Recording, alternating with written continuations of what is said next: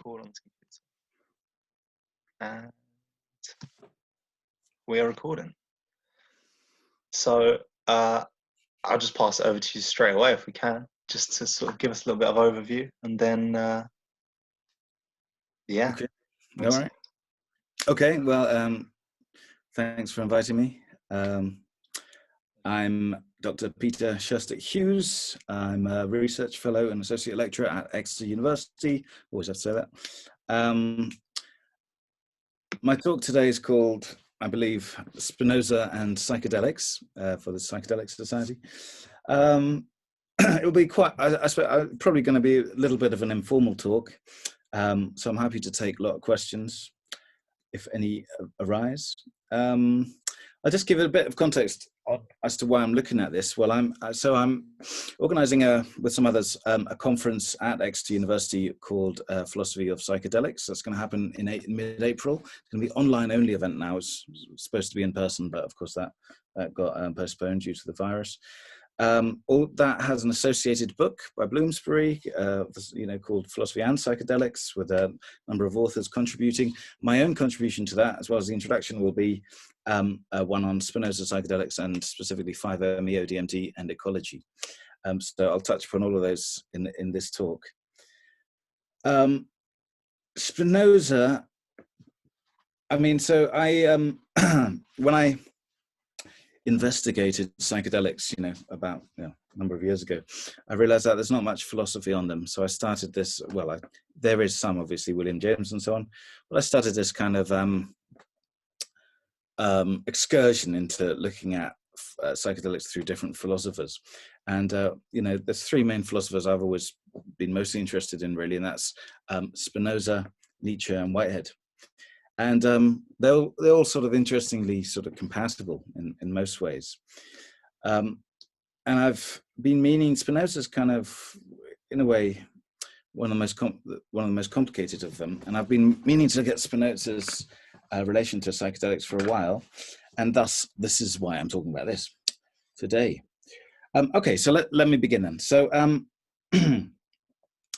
start by saying that there are two features of psychedelic experience that are commonly reported, yet seldom understood, in a general framework at least. And those are so-called nature connectedness, so like empathy, evaluation of nature as having intrinsic value, not just instrumental value to humans.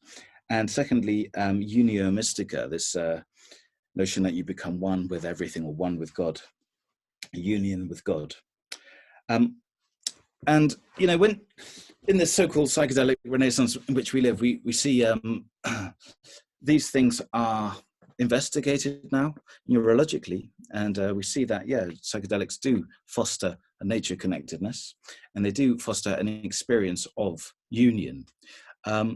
There was, in fact, a paper came out yesterday by Sam Gandy, David Luke, Robin Carhart-Harris, and a few others,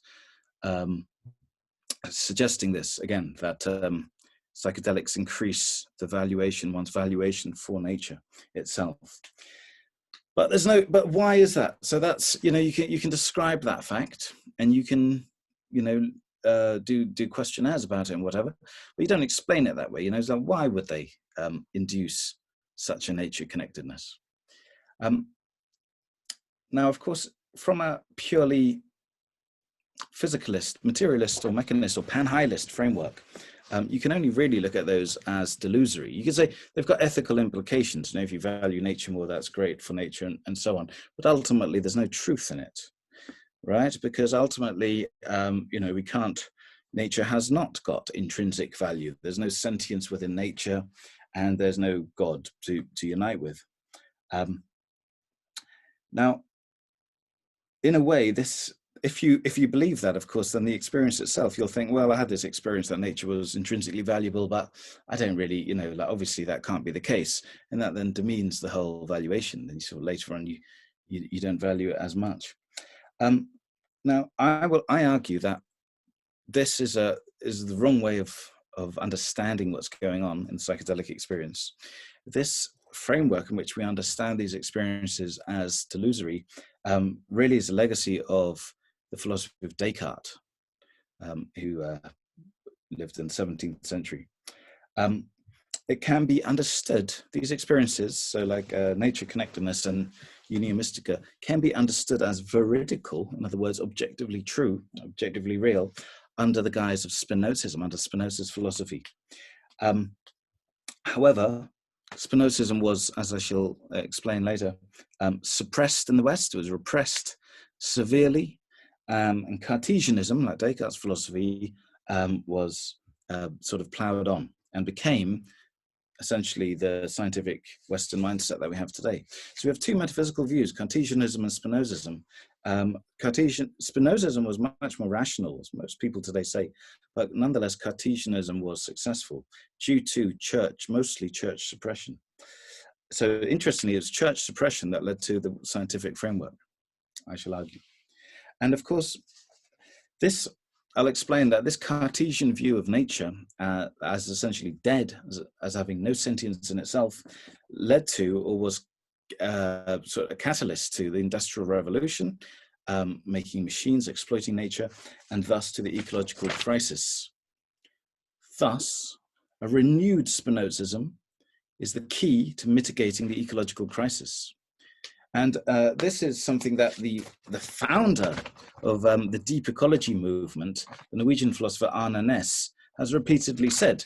For example, Arne Næss, who died only about 10 years ago, he wrote, for example, quote, "No great philosopher has so much to offer in the way of clarification and articulation of basic ecological attitudes as Baruch Spinoza." He wrote that in 1977. Now, I'll argue that, and I can't do justice to that here, but I'll argue that psychedelics can provide a direct experience of Spinoza's ultimate substance, which he calls God or nature, as I'll explain, and thus Spinozism, psychedelics thus can substantiate Spinozism, and Spinozism can substantiate psychedelic experiences. Right, so all of that is probably quite abstract for a lot of you. Now I'll go into the detail, and of course, ask, write down questions if you have any. I'm happy to answer them later. Okay, so what is Spinozism then? So first of all, I'll say who Spinoza was. Baruch Spinoza, also called Benedict Spinoza, he lived 1633 to 1677. He was Dutch, he lived in Amsterdam, he was Jewish. He was part of the very interesting sect of Jews called the Sephardic Jews, or the Sephardim, who came from the Portuguese and Spanish, Portugal and Spain. And they, in those countries, in the Iberian Peninsula, they were asked by the monarchy to either convert Christianity, Catholicism, or leave. And some of them converted, but they were always suspected of being secret Jews, and thus the Spanish Inquisition was born. And then some of them, half of them fled, and many of them ended up in Amsterdam, because that was, and still is, a very liberal city, of course. Now, so his family's community moved to Amsterdam. He was brought up in this Jewish sort of community there then. But at the age of 24, he was excommunicated by the Jews themselves, because he had very radical views. And he was reprimanded by the Christians as well afterwards. Someone even tried to take his life, tried to stab him at one point. So he was always a loner. I mean, his ancestry was of kind of outsiders, and he became, within this outsider community, he became an outsider himself. And as we shall see, even after his death, he was reprimanded as an outsider, a dangerous outsider. So Spinoza taught Descartes' philosophy, he wrote a book about it even. And I think to understand Spinozism, it's good to understand Cartesianism very basically first. So Descartes then, he famously argued that there are two main substances to reality. Substance means that which underlies the most fundamental thing that underlies reality. And Descartes said that was mind and matter. So it wasn't that mind came out of matter or matter came out of mind, but rather that they were equal substances, But as substances, they were independent and didn't depend on one another at all. And they interacted in the pineal gland in the center of the brain, Descartes argued. Now, this was very problematic, how they interact. The interaction problem is, how does this interact? And he himself was never really happy with this, with his answer to that question. But nonetheless, he was also, I should say, as well as being the founder of modern philosophy, he was also the founder of modern mathematics. And he wrote, passages on physics, books on physics, and his notion of nature, or the physical reality, as being purely geometric, in other words, mathematical, was very, very influential in the West.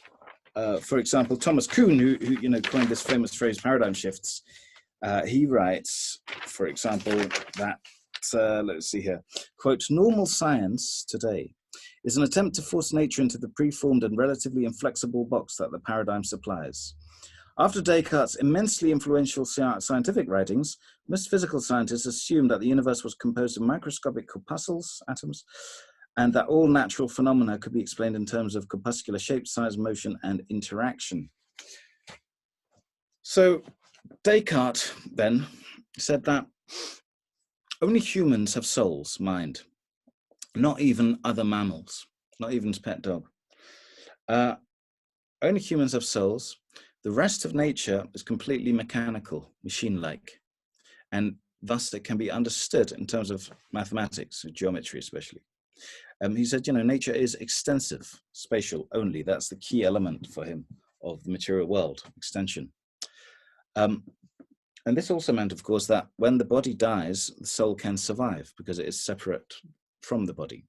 So this was very much in line with the Christian teaching that, one could, after death, one would go to heaven and hell and so on and so forth. And for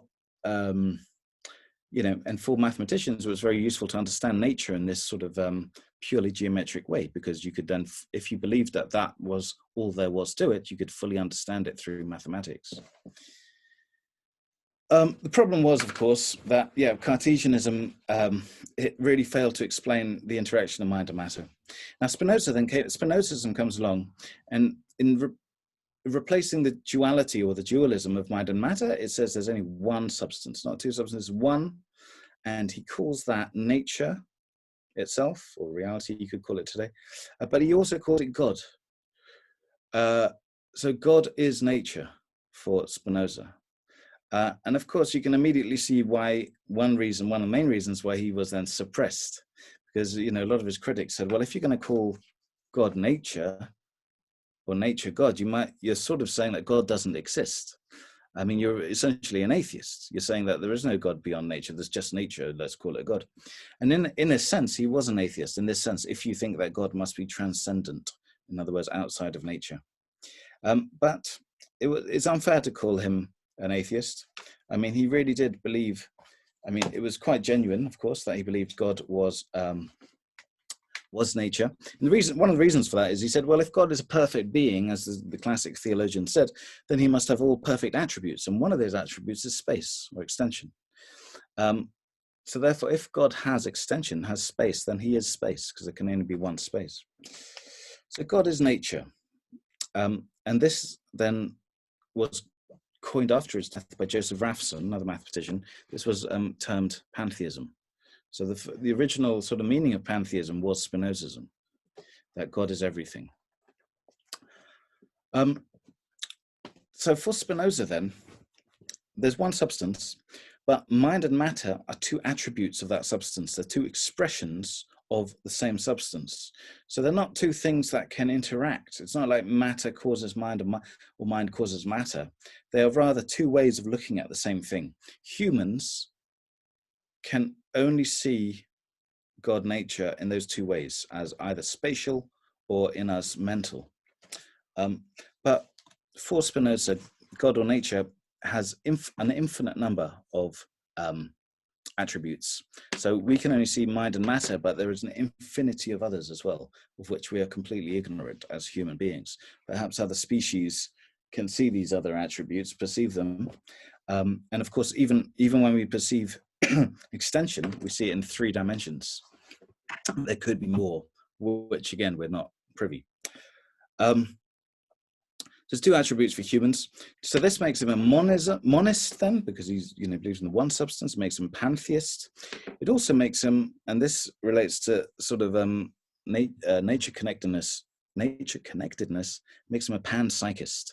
So panpsychism means pan, all, psyche is mind, more or less. So all is mind. In other words, everything has an element of mind. So for Spinoza then, not only humans and mammals, unlike Descartes, but even more so plants, fungi, in fact, everything that you could call an individual has some kind of mind. So not like consciousness, like a human, but, basic feelings, basic senses.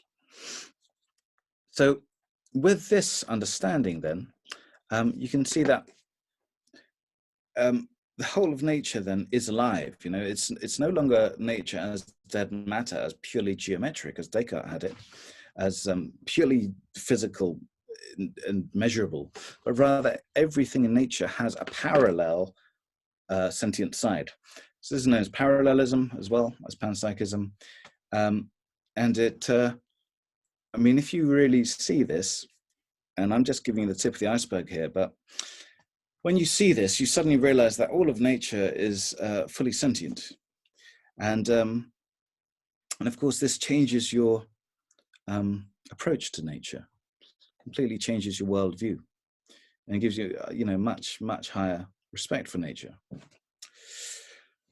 Now, of course, all of this also meant, parallelism also means that the mind is the body and the body is the mind, which means that when you die, your individual mind also dies as such.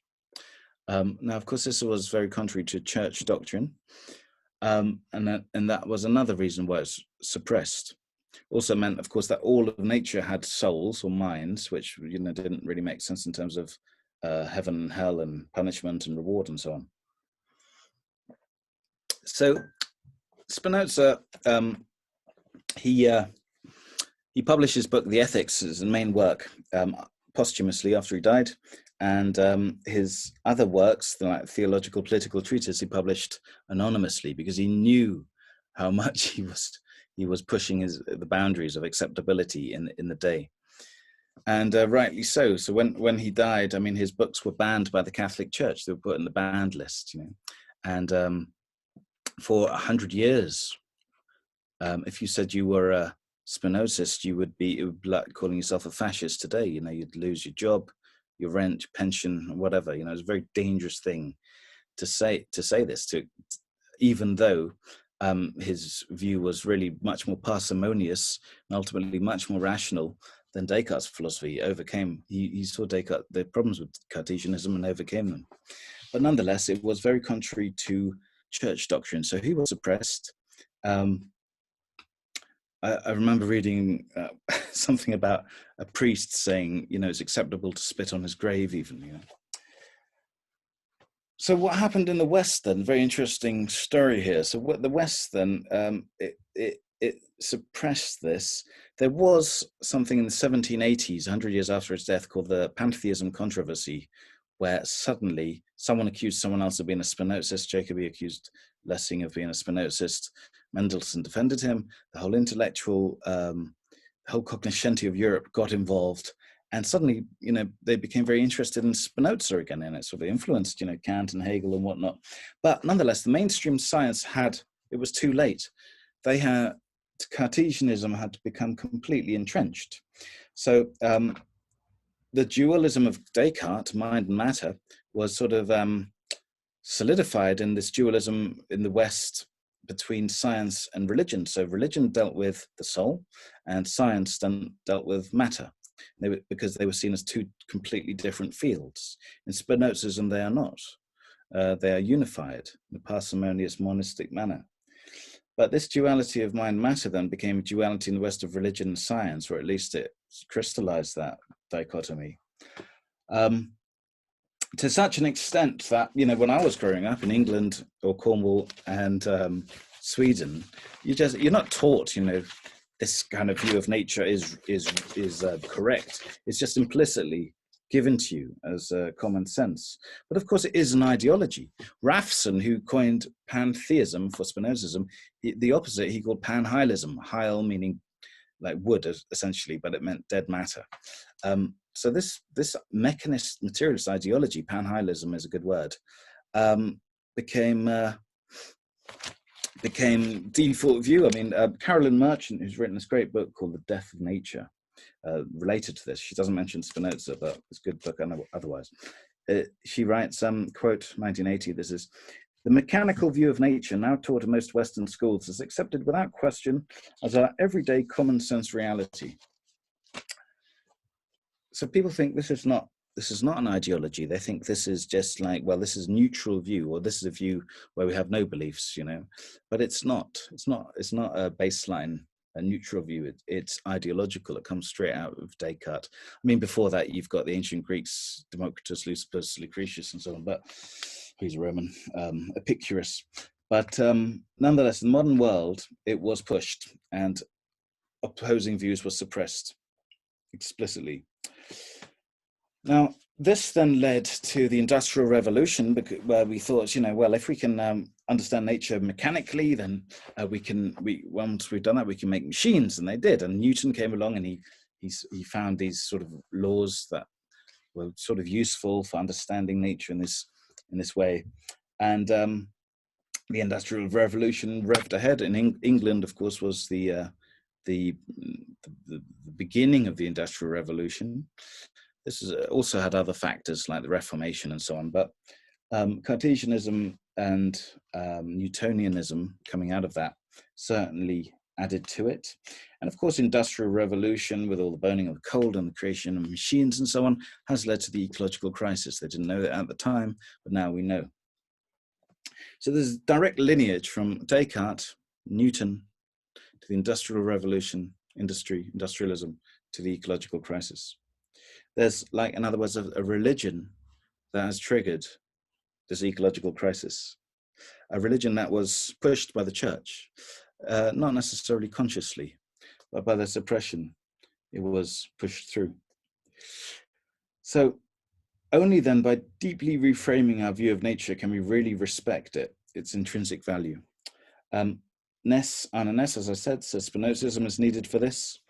And I argue that psychedelic states support or intuit Spinozism. Therefore, psychedelics are an aid to mitigating the ecological crisis, if you follow my argument. There's one aspect of Spinozism which relates to psychedelics in a very interesting way, and that's what Spinoza calls amor Dei intellectualis, or the intellectual love of God. And remember, for him, God is nature. So the intellectual love of nature, you could call it as well. And this is very basically the following, and you find this in the book 5 of the last book of the Ethics, his masterwork. After going through his method very rationally, he suddenly says something which a lot of readers don't like, because you get a lot of atheists and materialists who read Spinoza and use him. But in the 5th book, am I? Ask me questions later. In the 5th book, he writes, if I can find it. Yes. He writes, the human mind cannot be absolutely destroyed along with the body, but something of it remains which is eternal. So suddenly, after his parallelism, saying mind and matter are the same thing, so matter dies, the mind dies, suddenly he's saying there is actually a sense of immortality. And this is what's really baffles Spinoza scholars. And you read, in fact, every time I read about this in secondary literature, there's a different interpretation. So I'll give you mine. So he says that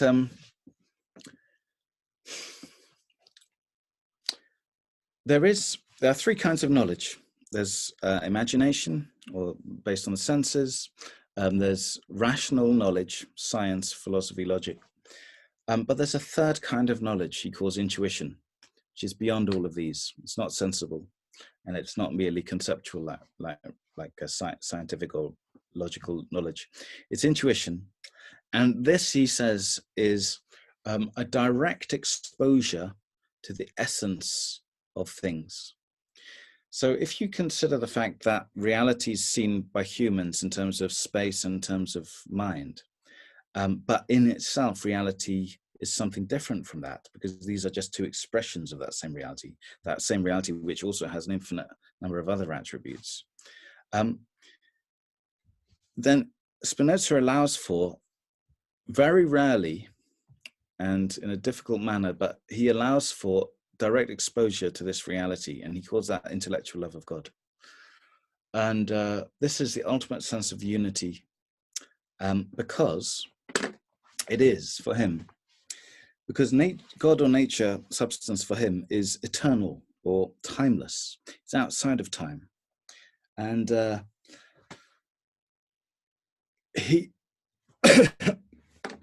so if you have exposure to this God nature in itself, you suddenly feel like you're outside. You become timeless. You step outside of time, and you become one with the infinite intellect, as it's called. So God is, for Spinoza, God is an infinite intellect, and we each are finite, limited intellects. There is a possibility that instead of our minds being parallel with our physical bodies, our minds suddenly become parallel with the whole universe, which is God. So this is a fusion, as it were, of the finite intellect into the infinite intellect. This is not news. This is not a new thing suddenly from Spinoza. He bases this in part on Maimonides, the great Jewish theologian of the 12th century, who writes something similar. And he's an Aristotelian. In Aristotle, in De Anima, on the soul, he talks about this possibility briefly as well, interestingly, which has caused massive historical troubles in its interpretation. And you can see Spinoza's intellectual love of God as the culmination of that Aristotelian lineage. So in other words, Spinoza allows for a form of immortality, which is not the soul surviving the body after death. It's rather that one can, as it were, momentarily parallel one's mind, not just then with one's own body, but with the whole of the universe. Now that, for him, for Spinoza, interestingly, that brings about, that stops the fear of death for Spinoza. Because in a way, it's kind of, the immortality is that you become all of the universe, not only in terms of all of its attributes, including space, but also in terms of time. So the past and the future and the present all become one. So you become fused with that, you become that, essentially. And because there's nothing more than God, there's no subject-object dichotomy. It's a feeling of timelessness, and ultimately, therefore, it's immutable. It cannot change. And of course, it's intense. Now, this is a very interesting when one looks at this and compares it to reports from, psychedelic intake.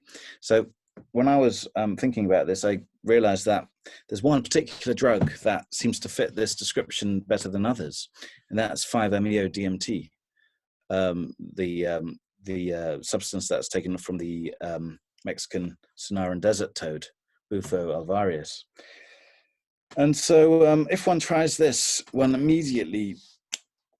breaks through, takes enough, one suddenly gets this sense that there's, first of all, a bit of sensibility, white light, but then boom, one becomes one with that white light, as it were. Time stops. There's no change.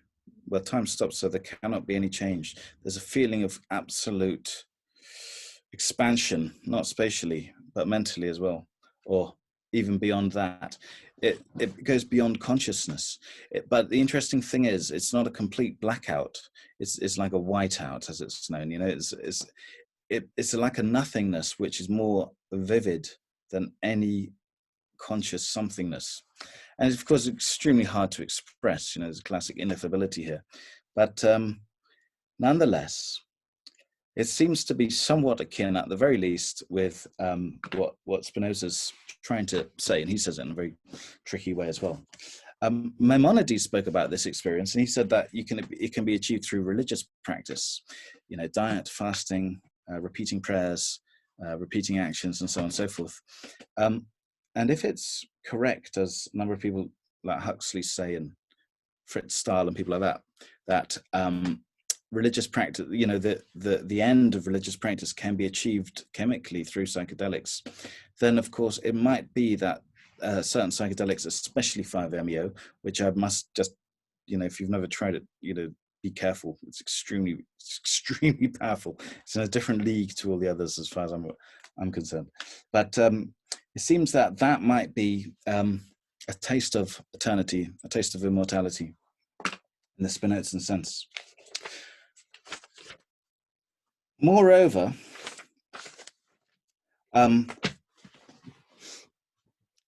once one's had this intuition, this experience, I think, from reading reports and speaking to people, it seems to change people quite radically. Can be understood in this Spinozist sense, because Spinoza has got this substance or God nature that is eternal, is timeless, immutable, and so on, vast, important. Can be understood through this. And also, of course, nature connectedness can be understood because all of nature then has a sentience through his panpsychism. So if everything has a sentience, everything has a value for itself, intrinsic value. And thus we begin to understand that nature is not dead in the Cartesian fashion, but nature is fully alive, and nature is much more than we can generally perceive it to be as well. And we get glimpses of a more fundamental nature of reality through psychedelic intake. So therefore, one can see that these life-changing experiences are not simply delusions ultimately. They do touch upon certain truths. And I think Spinoza provides a good framework, general framework for understanding these truths. Of course, Spinoza is not perfect. I mean, he lived a few hundred years ago, and he didn't bring in evolution and other things that we've later understood. But, Einstein, who changed science, he was a massive Spinozist. He wrote a love poem about Spinoza and says he's the greatest of modern philosophers because he made mind and matter identical and so on. And, Einstein and Minkowski's view that time was a fourth spatial dimension fits in nicely with the notion of Spinoza's God nature as eternal, as timeless. It's only consciousness that makes it flow, as it were. We can talk about that more as well. Anyway, so ultimately, my point is that we understand psychedelic experiences wrongly through the general Western narrative derived from Descartes. If we flip from Cartesianism to Spinozism, we've got a more comprehensive, more parsimonious view of nature, and thus of psychedelic experience. Psychedelic experience itself seems to give intuitions to Spinozism, and Spinozism makes sense of psychedelics. And through that, we can understand that nature is not dead, not to be exploited, as it has been done, but something that is intrinsically valuable, which can only be good for an ecological mindset.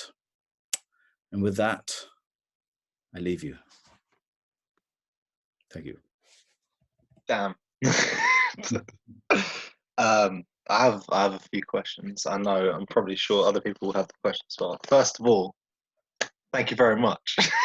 Thank you very much, because I've tried to find some YouTube videos and stuff that perfectly sort of just articulate what Spinozism is in its just that in itself, and you've cleared up quite a few things for me personally. So you know what, I think I will create a little YouTube video, just like the basic summary of Spinoza. Honestly, you'd nail it, and that would be getting hundreds of thousands of views so quick. I might do it. I did one for Whitehead once, yeah. So when I get time, I will. Yeah. Well, yeah. No, it's. I mean, essentially, when you get your mind, I think a lot of people intuitively believe Spinozism, but they've never heard of Spinoza. And when you get up, when you understand it, it becomes kind of obvious. But it's hard to actually explain it to people. You know, some people just, it's the mind matter difference that always gets people, you know, and the causation involved between the two and so on. Yeah, I mean, sorry, you had questions, yes, sir.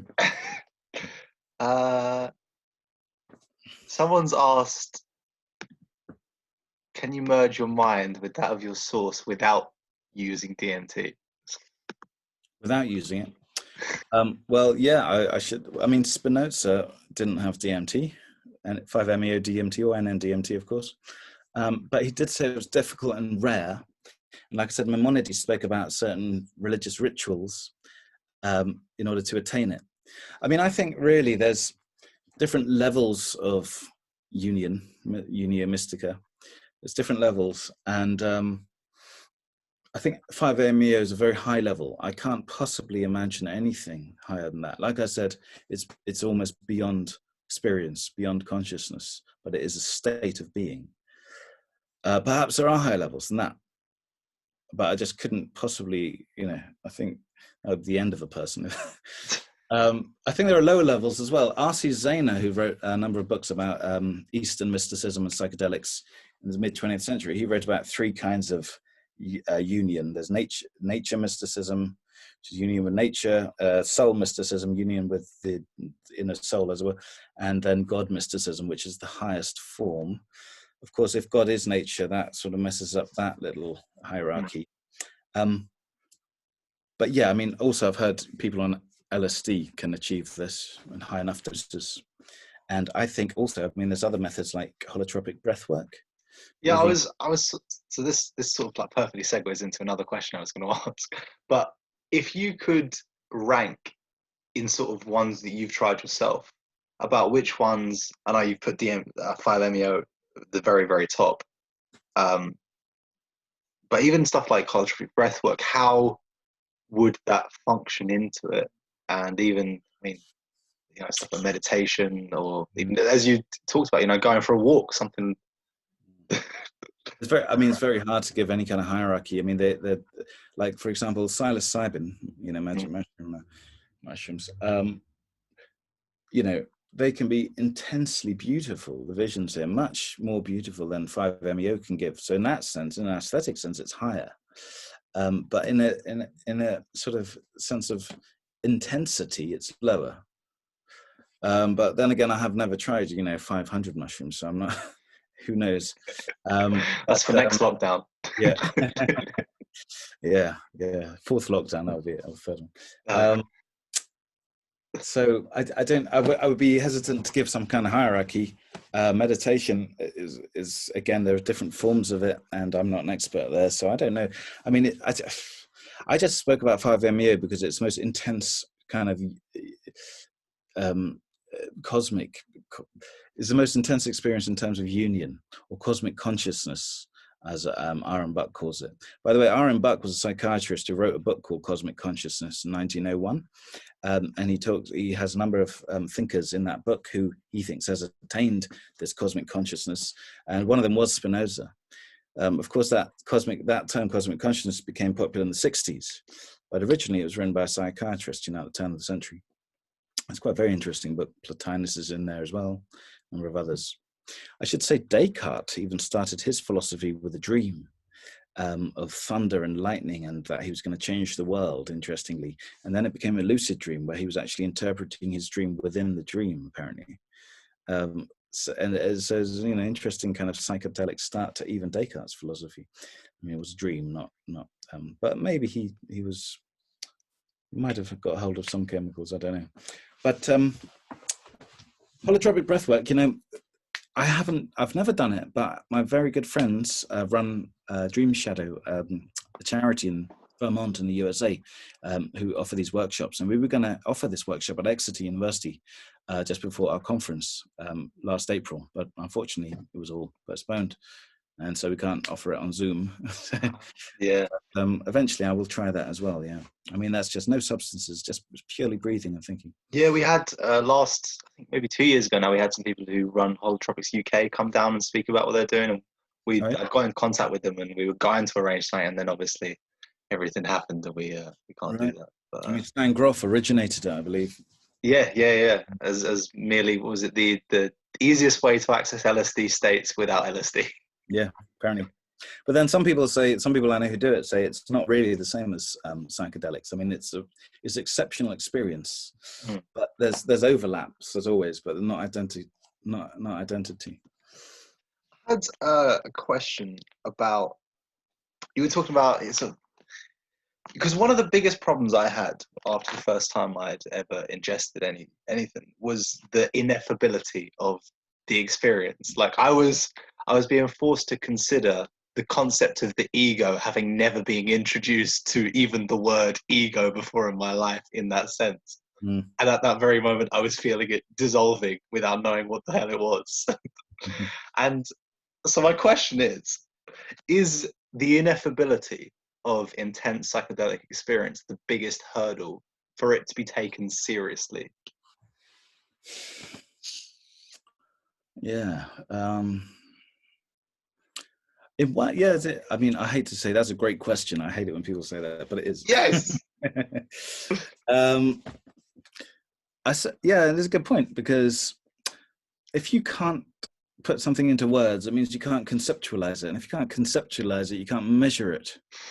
If you can't measure it, you can't put it into data, statistically and compare it to other, it can't become data, in other words.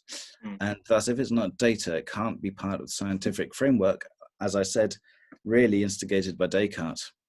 And thus, yeah, that is a hurdle to respectability in that sense. Quite right. Are these things ineffable? I mean, I think ineffability is kind of slightly relative to what you know. So someone like, for example, who has studied topology or like n-dimensional space, space in more than 3 dimensions, if they were to have a psychedelic experience of that, it wouldn't be completely ineffable to them, because they are aware of it. But whereas, to someone who's never studied that, of course it would be. It's like, well, space was really different. I can't put it into words, right? So it's kind of relative to your knowledge base to start with. But ultimately, it seems that certain things are completely ineffable. Plato actually wrote about the ineffability of mysticism 2,500 years ago, even, It always comes back to Plato, footnotes to Plato, William James wrote about, famously said then in 1902, that ineffability is one of the 4 criteria for the mystical experience. And he included, psychedelics there, really, or ether, nitrous oxide, alcohol even. But then he spent about 200 pages describing these experiences, right? So they can't be completely ineffable. I mean, there must be, like, for example, when you talk about the eternal, you talk about timelessness. So you can get into that, and you can talk about, well, what is time, to contrast it that way, and talk about like the species present, the essence of it being past, present, future, things like this. So by contrasting a term to what it's not, you kind of get closer to it. In theology, this is known as the apophatic way, or via negativa. So by saying what it's not, at least you're getting a little bit closer to what it is. So, but yeah, it's always a hurdle. Yeah, I mean,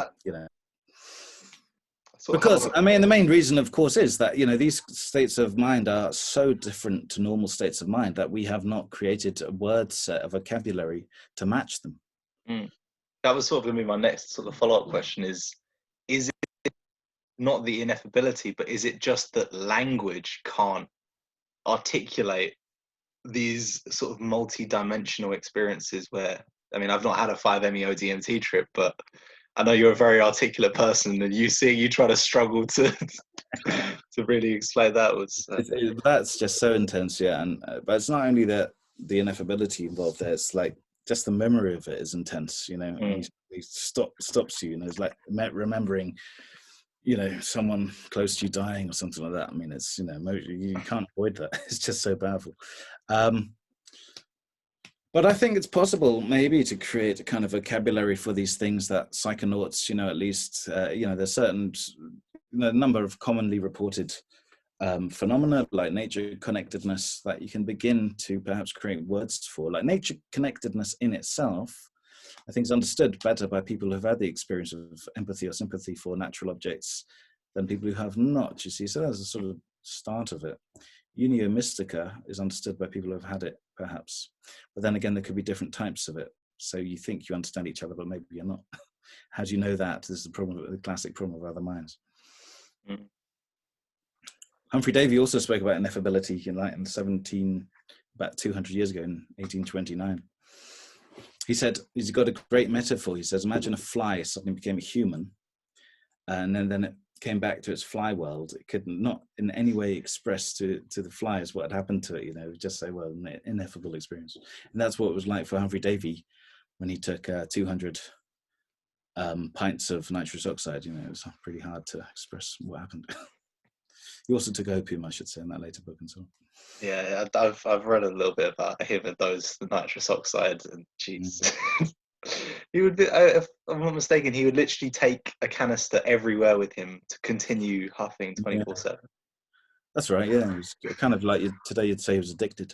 But the main time, of course, in 1799 Boxing Day, he went into a man-sized box, airtight one, created for him, and pumped in 160 pints of nitrous oxide. And then he took 40 pints as he came out as well, for good measure. And then he said everything's composed of thoughts. Yeah. But his statue is here 7 miles from me here in Cornwall, and he's just known here as the inventor of the miner's safety lamp, which is very important, but not really as interesting as his greatest experiments. Yeah. Wow. Could I ask a question quickly? Go for it. Hi there, Peter. Thank you for that, by the way. I really appreciated that. I just wanted to ask you a couple of things. For a start, what books would you recommend as an introduction to Spinoza, if any? Because I know he's from a little while back, so I don't know how easy it is to access any of his work. And on top of that, so you spoke about him going beyond the mind-matter dichotomy and seeing things as... Sorry, I've lost you. Quite a bit. I just lost you there. Sorry. Sorry. You said he went behind. Are you? Yeah. Hello. Yeah. What did you hear? I got mind matter beyond the mind matter dichotomy, and then. Yeah. Yeah. So he spoke of obviously there being a oneness, and stuff as part of the essence of nature. But in some philosophies, it's resonated with me quite a bit. The kind of dichotomy, if you'd call it that, of order and chaos. So, for example, in Taoism, which is just one example of that, and that's resonated with me quite a lot in the last couple of years, because it seems that that's something that you can't take out of anything. Basically, it seems that everything is almost composed of that duality. So I wondered what you thought about that and how that ties into his work at all. Okay, yeah. Well, first of all, with regard to guides to Spinoza, one of the best guides I've recently come across is this one. It's called Barrack's. I don't know if you can see it. Barrack Spinoza, Outcast to University. R.M. Silverman. It's very good, but it's hard to get hold of this book, actually. Unfortunately, It's out of print. But if you can, that's a great one to start with. Check that out. Otherwise, one of the greatest books on Spinoza is this one by Wolfson. It's quite thick, though. And that's easier to get hold of, The Philosophy of Spinoza. But there are smaller books that you can get, let's have a look. Spinoza's Ethics by Beth Lord, for example. I disagree with her interpretation a little bit there, so be wary of that one. But I think everyone disagrees with each other. And then there's Deleuze. It's got a great book on Spinoza, but it's not a good introduction.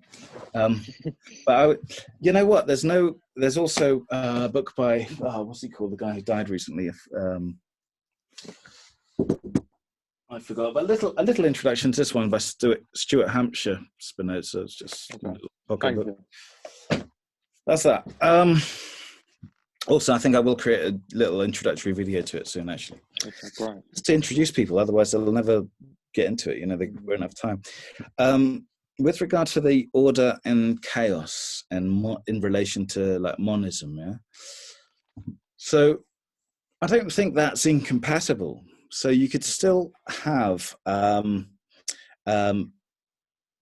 view that there's one substance which everything, like all the like thought and extension and so on, are expressions of, and have chaos and order. In fact, Spinoza says the essence of an individual is a conatus, right, which means a drive to self-preservation mostly. He says betterment as well in an earlier work.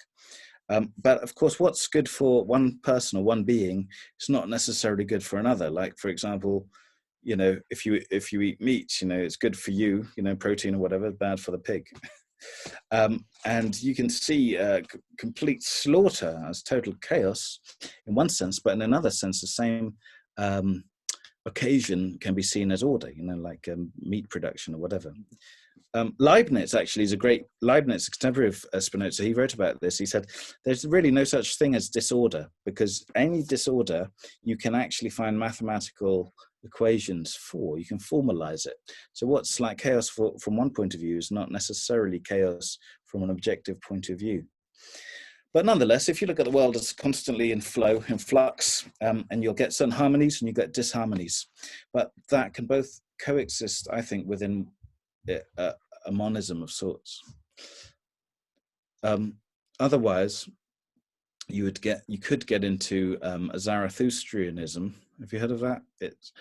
I've heard the word, yeah. Okay, so it's an ancient Persian religion which introduced the notion that good and evil are two separate forces that sort of fight it out, as it were, throughout world history. And that would then be another way of explaining chaos and order. But the Christians didn't like that, because they thought there should only be one God who's good and in control of everything, and evil is the lack of good. This is actually from Plato, something that the Christians adopted. Also, I mean, there's a lot of things to say there. Entropy, of course, you know, like is related to this. Whitehead, who's a kind of neo-Spinozist, said that he thinks that entropy really is the notion that something of which one is aware as orderly dissipates into another type of order. When we don't recognize this type of order, we see it as disorder. But again, it's relative to perspective. But yeah, no, interesting. Interesting thought. Also makes me think of Nietzsche and his dichotomy between Apollo and Dionysus in his earlier works, you know. And Nietzsche was fond of Spinoza, to start with at least. You could write a PhD on this, you know. Just... Thank you for that. Okay, thanks for the question. I have so many questions. Like, I can literally just. I mean, I'm obviously not going to, but there is so much in this. And yeah, something you said like right at the start was what was really telling about all of this work, is that it makes so much sense even if you've never encountered him before. Like all it takes to be a Spinozist is to encounter the work of Spinoza to realize that's actually what you've always operated on all along. I think that's the case. People intuitively accept it because there's probably truth in it. I mean, but the funny thing about it, I think, so I did my PhD in panpsychism, not Spinozism, but panpsychism generally, that everything is alive. And of course, you know, to start with, this was like 5 years ago, I started that, people think you're completely bonkers. You know, how can you think that plants have like any form of consciousness or sentience, right? Like that's just, obviously you need a brain for that. But actually, when you look at the logic behind it, it's not at all bonkers. And then you realize, then you think, well, why do people think it's mad?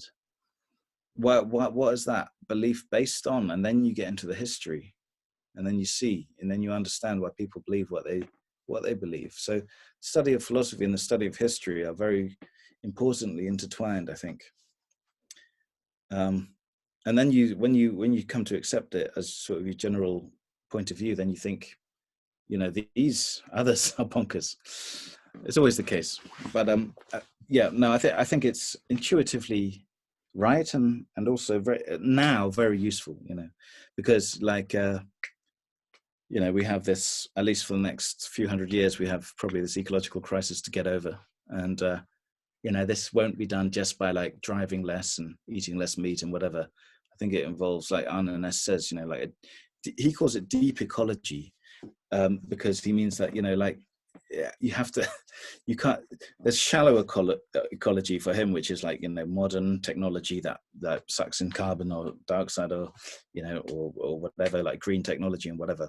But that ultimately won't stop the disvaluation of nature. You know, it has to go deeper than that to like a proper metaphysical point of view to change people's mindsets.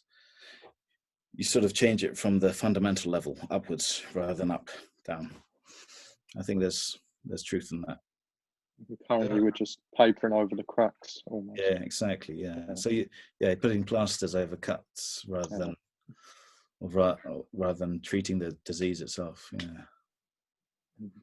And also, I mean, you shouldn't generalize too much. A lot of scientists, you know, they do that. You know, they're not really, they don't think about these things. They just get their funding and they study this and they create this.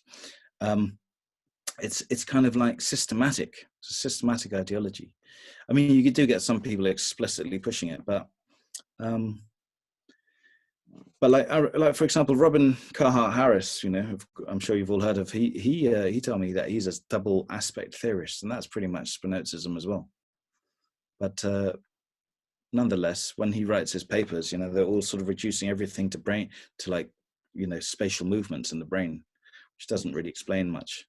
You know, it can be useful for therapy and whatever, but it doesn't ultimately give you the fundamental explanation of things. Because let's say you've completely mapped, so let's say we completely understand how 5-MeO affects the body and brain, completely. So how does that relate to the consciousness? You know, you still leaves that completely unanswered. And not only consciousness, but it's consciousness's relationship to the universe, you know, completely unexplained still. And then so therefore you realize that, you know, you just can't get full answers through neuroscience in this sense, you know, even though I mean, like general anesthetics work. We don't understand exactly how they work, but it doesn't matter. They still work, so you can use them, right? So they've got practical use, but fundamentally mysterious. Ollie, I see you. How are you doing? Hey man, sorry I missed the entire thing. I've been working like crazy. Well, I'm glad to see you at all. I didn't know you were coming, so that's. Yeah. I caught as I was getting home. I saw the link and I was like, all right, good to see you. Yeah, likewise. I like your beard. Do you think these things can be answered, or do you think it's sort of like the ever-expanding universe where it's like, yeah, the more you try, the further it. Is it infinite? You know, that's the interesting question, isn't it? Is it infinite? It's like reality is so infinite that you can never reach the end. Leibniz, for example, who's also a panpsychist, he thinks there are actual infinites. So you zoom in, you get another organism in the molecule, you zoom in, and it never ends, so you can never fully understand it. So I suppose you could understand the structure. I mean, Spinoza himself says like these, so, okay, I don't know what you missed then, but basically for him, there's one substance, which is God nature, and there's two expressions of that humans have, which is thought and extension, or mind and matter. But there are infinite other attributes which are not thought and extension, but where we don't know what they are. So, of course, as human beings, we can never access that. Although, you know, like interestingly, like in certain letters he writes about, he alludes to sort of consciousnesses of those other attributes, you know, which is also related to perhaps psychedelics, something I need to look into a bit more. But I don't know. I think generally, you know, we have to accept that the human mind is pretty limited. It sees the world in a very particular way, and you know, exceptional states of mind give you another angle at the world, which is not necessarily delusional, but it's just, you know, like sort of on an equal footing. But when we come out of it, we just can't make sense of it because it doesn't fit into the frameworks which we have. I think Spinozism goes further than like Cartesianism, but I think, you know, I don't think we can fully ever get there, unfortunately, you know, so it's frustrating, but I don't know, what do you think? Sorry. I think broadly in a kind of cosmic sense, so almost it would be, when people ask, you know, what is the meaning of everything, I see it as just the, I guess, universe experiencing itself in this subjective way. So almost it would go against the meaning of life to ever get there. So the meaning of life is this ever discovery.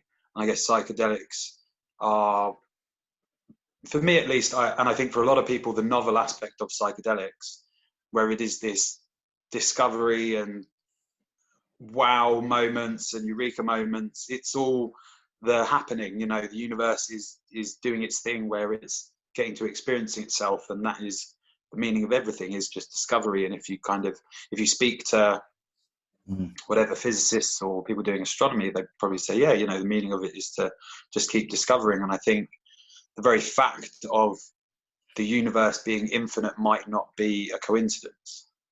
Yeah, no, you know, I'm in agreement with that. I mean, you know, like I think Schelling said that, you know, through us the universe begins to see itself, because of course we are part and parcel of the universe. So it's kind of increasing self-consciousness. The more we know, the more the universe knows about itself.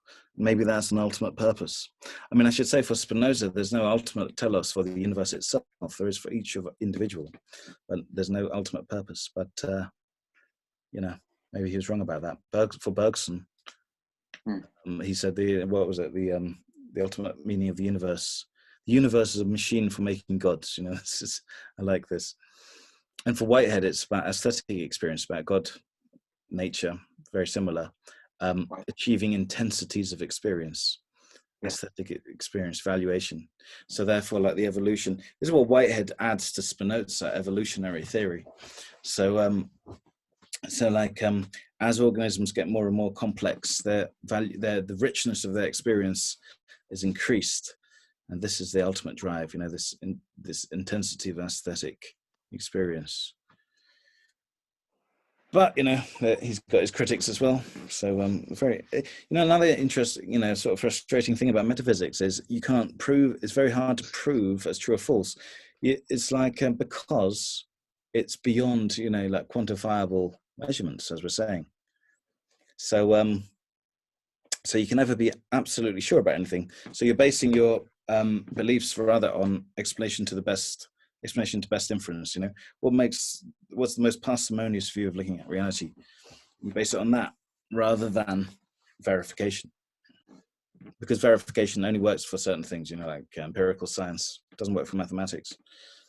Doesn't work for logic. It's got a different sort of epistemology for acceptance. Doesn't work for a number of other things as well, geology and whatever. And the arts. I had a question, sort of off topic, but related to something that I said earlier.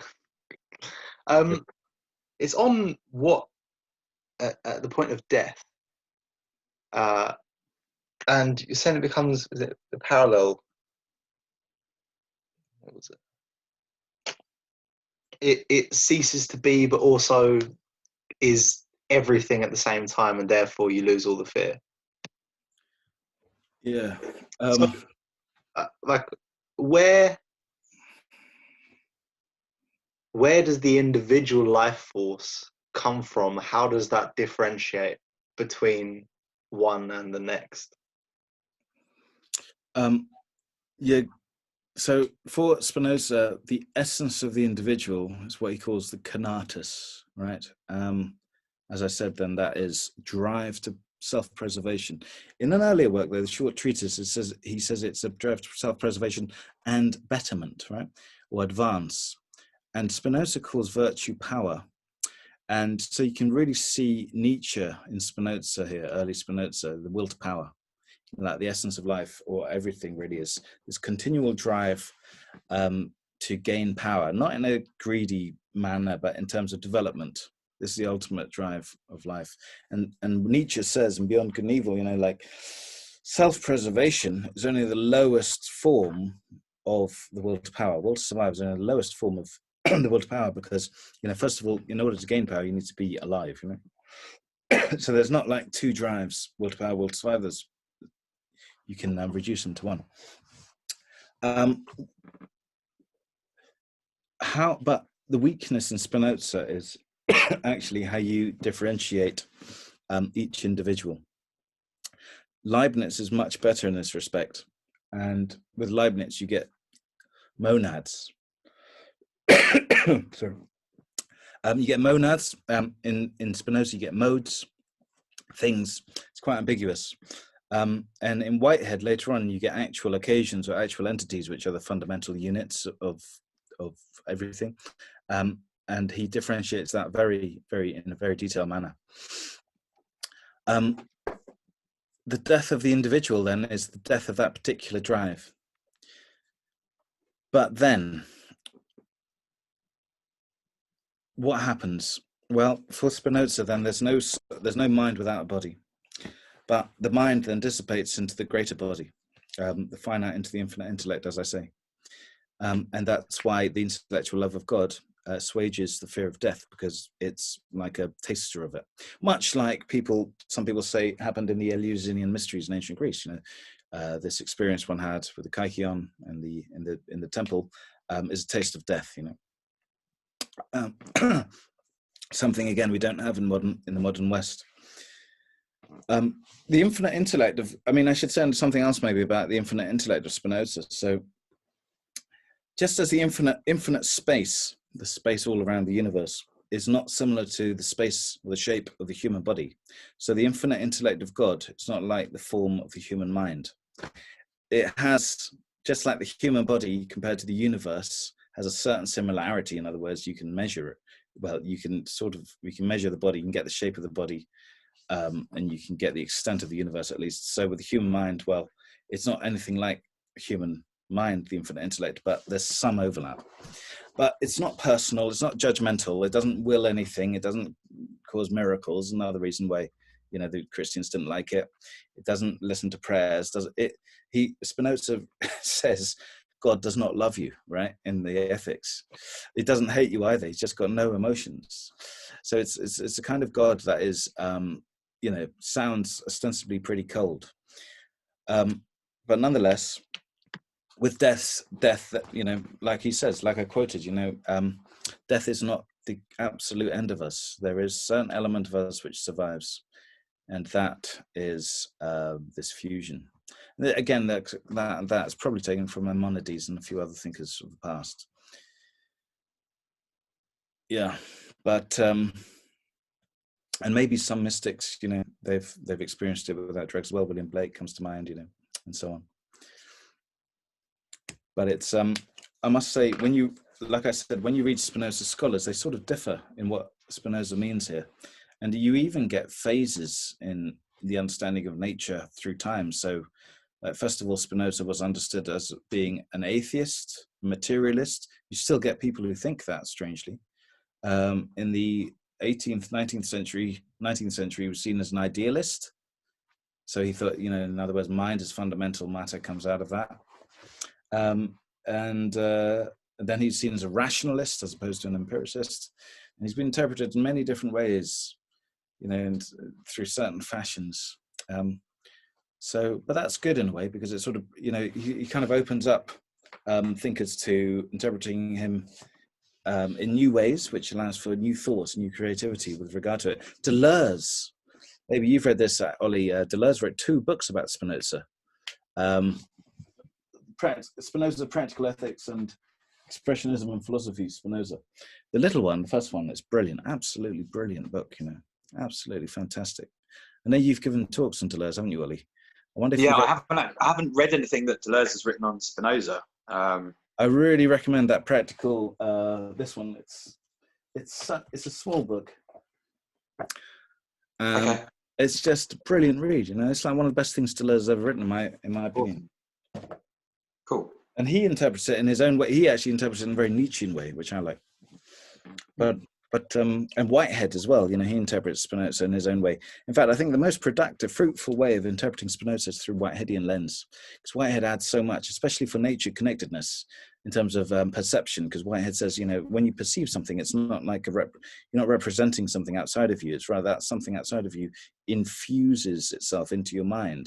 So when you perceive something, it becomes part of you, and that's the basis of nature empathy. It's normally masked by normal sensory, normal sort of conceptual consciousness. But I think that under psychedelics, that mask sort of evaporates a little bit, and that's why that incoming sentience in perception is felt more strongly, because the conceptual apparatus is lost to a certain extent. We can't think properly and so on. And again, therefore, from that metaphysical point of view, it's not delusional. It's rather veridical. It's just unusual. Do you think that's more so with some psychedelics than others? Like, let's say something like mushrooms, which have, you could argue, have a very strong intelligence behind them. The experience is this two-way thing. I think so, yeah. Other plant medicines as well, I was going to say psilocybin, I think, is the greatest for sympathy, that in my experience, maybe mescaline. Certainly not 5-MeO or NN-DMT. That just takes you away. It's like stops. It's like those just stop your senses. You can't hear or see anything, right? But mushrooms here, with eyes open, at least, yeah, absolutely. I've got extreme sense of evaluation from leaf, and flower and whatnot, and a lot of this paper that came out today with Sam Gandhi and David Luke and so on. They're suggesting that certain therapies, psychedelic therapies, should be undertaken in nature itself to sort of increase that nature connectedness, which is very good for mental health. And that, of course, would make sense, rather than the clinical hospital setting, just sort of. Whitehead calls this vectorization, sort of like overlapping of one consciousness into another. So that happens at the fundamental level of actuality for Whitehead, at the atomic, subatomic level. Could the over enthusiasm to sort of bring psychedelics into the way that they are sort of scientifically with therapies now, I'm just going back to the point where I said, are we basically selling them out and selling them short and setting ourselves up for failure with them by sort of giving in too easily and saying, oh yeah, we'll allow this sort of therapy to be done in a hospital bedroom with just some lights and stuff? Like, is that, do you know what I'm sort of asking here? There's a question in there somewhere.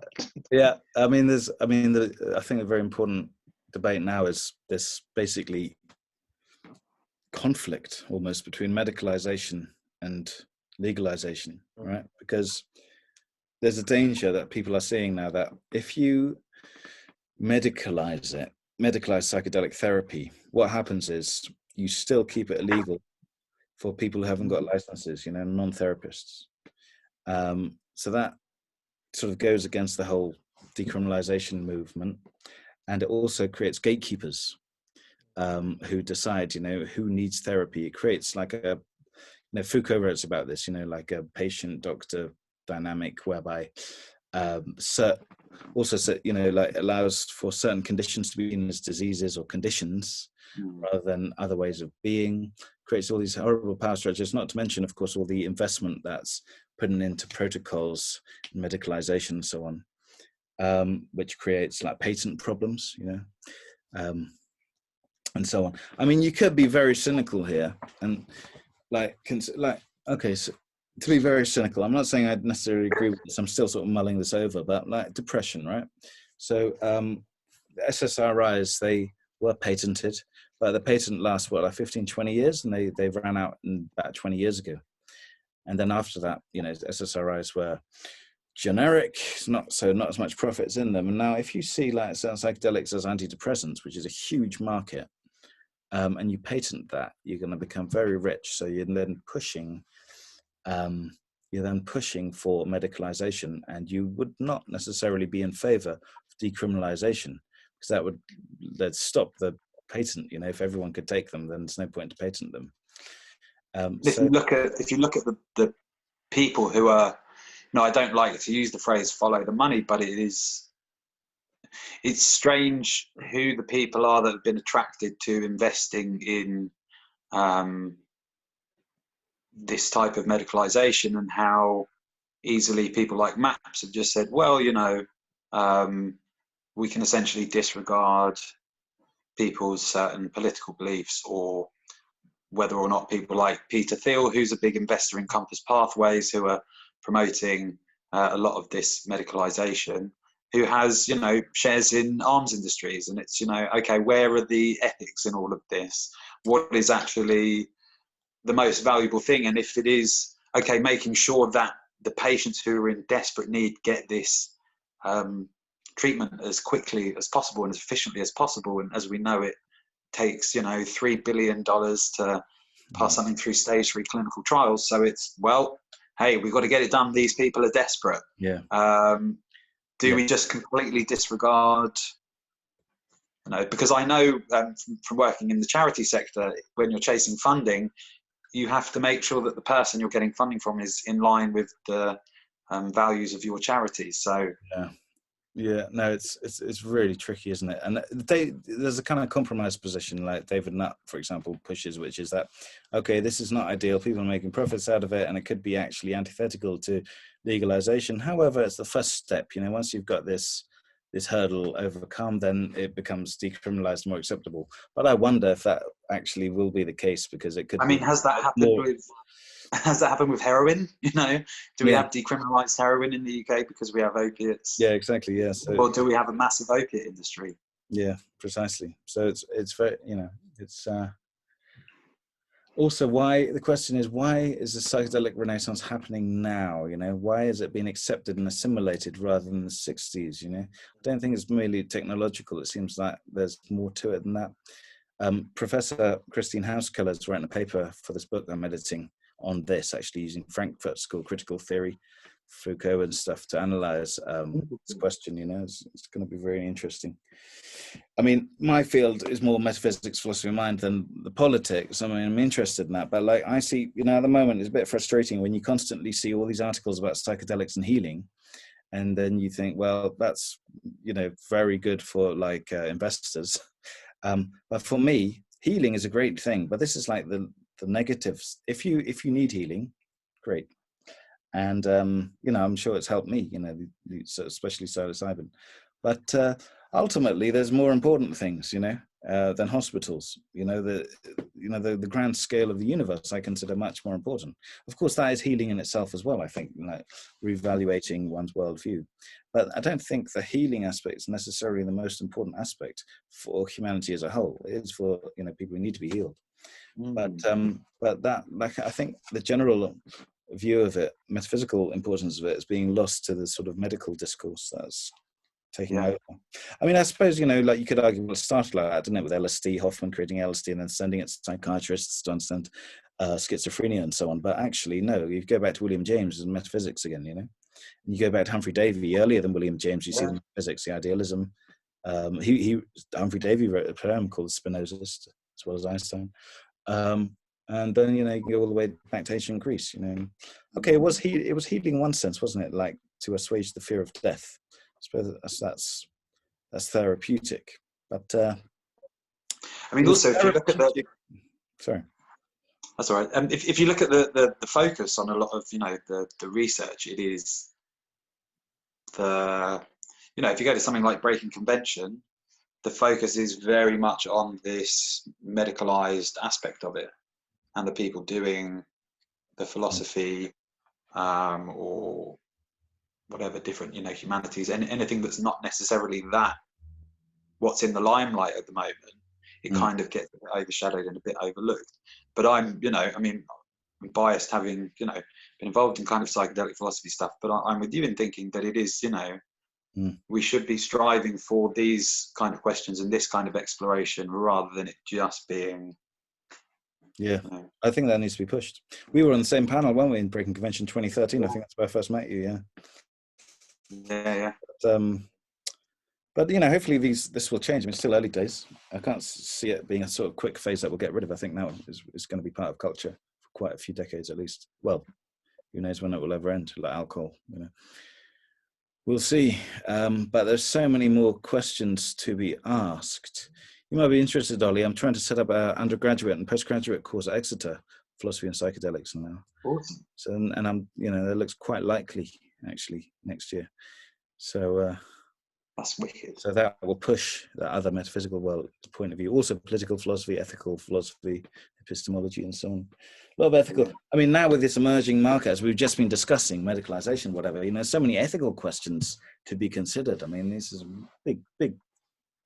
big issues now, and philosophy's got so much to contribute, even like ethics committees looking at, like, for example, Ben Sesser's new clinic or something like that will, involve I was going to ask philosophy, thought about that because we did a talk not too long ago, and I was part of that one, and he actually surprised me because one of the questions he was asked was, would you recommend that someone follow these, because he gave exactly how they do the sessions and the doses and what they do at certain points, and he sort of just encouraged people to do it themselves if they yeah Okay, well, Ben's always I remember he always says things out of line. He said something about cocaine once in Bristol when I was there with him, and everyone was like, oh God, don't say that. But I don't know, I think Ben Sesser is an interesting character because he's kind of in two worlds, Yeah. He's like in the medical establishment where he wears his suit and tie and everything, as you see him on the BBC, and then you see him in his hippie clothes, and that represents his other side, which is much more open, lenient, and peace-loving, and so on. Also, it's interesting because his parents were Quakers, and that's his family background. So he's got this kind of weird, unusual Quaker kind of peace pacifist mentality. But at the same time, he's got his scientific materialist outlook, and they just don't harmonize very well, And so he's a kind of conflicted individual, and you can just see that in how he dresses. One day, one thing. It's like Jekyll and Hyde. One day, one like suit and tie. The next day, tie-dye T-shirt and so on. I mean, he's a lovely guy, and I've met him a number of times now. I'm sure you know better than me, Ollie, but yeah. He's just I mean, he's an interesting character. Yeah, conflicted. I say he's conflicted. Listen, I have to pick up my mother from Penzance train station in a moment. Oh, absolutely no problem. I was literally just going to say, like, I don't want to take up any more of your time. You've been so insightful. Thank you very much. I'll definitely be in contact with you again about general questions. Anyway. Yeah, and if you want to do a master's at Exeter on philosophy and psychedelics, I will look it up. Is it on the website or is it? It says it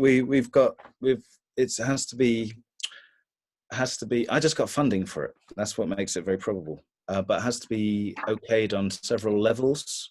It's been authorized on the first 2 levels so far, so we're getting there. But it's still a bit of a faux pas, Can I come and do some PhD research with you in a year? Yeah. Put the application in. Yeah. No. Honestly, we're trying to create a psychedelic philosophy hub at Exeter, and it's me and, like I say, Professor Christine Hauskeller. She's sort of entered the fold, and her background is her mentor, her teacher in Germany was Habermas, right? So she's from the Frankfurt School, like person, and cool. She's an expert in, they say about the Frankfurt Schools, Marx and Freud, right? So like Eric Fromm and all that lot, Adorno and Foucault. She's looking at it from this angle. She's really involved in it and pushing it. So it's great to have her on board. She's a professor, 20 years in Exeter. That's awesome. And so she and I we're both editors with Elizabeth Gibson on this book for Bloomsbury. So it's all happening. It's quite exciting, but nothing's for sure, So. I should try and link you up with some of the people in Kent because they're into the master's got cancelled that I was doing. Oh, what was that? But that was broadly, it was political philosophy and practices of resistance, but they were going into some really weird, strange spaces. And one of the guys there does stuff to do with mysticism and politics and really out there stuff. But no, put me in touch. Yeah. I mean, we're trying to create bridges now as well with other universities and so on. So. There's also the mysticism course at Canterbury Christchurch University. Do you know Angela Voss? I don't. She's an interesting person to get in. Angela Voss. Yeah. I'll look into it. Yeah, she runs a mysticism master's course at Canterbury Christchurch that Adam Malone did. All right. I'll have a look at that. Well, I just want to, thank you very much. Thank you for attending, guys who've attended. Thank you very much. Thanks for inviting me. It's Thank been you, nice. Peter. Nice Thank you a lot. Yeah. Nice to meet you again. Nice to meet See you soon. See you all later. Cheers. Okay, guys. Bye.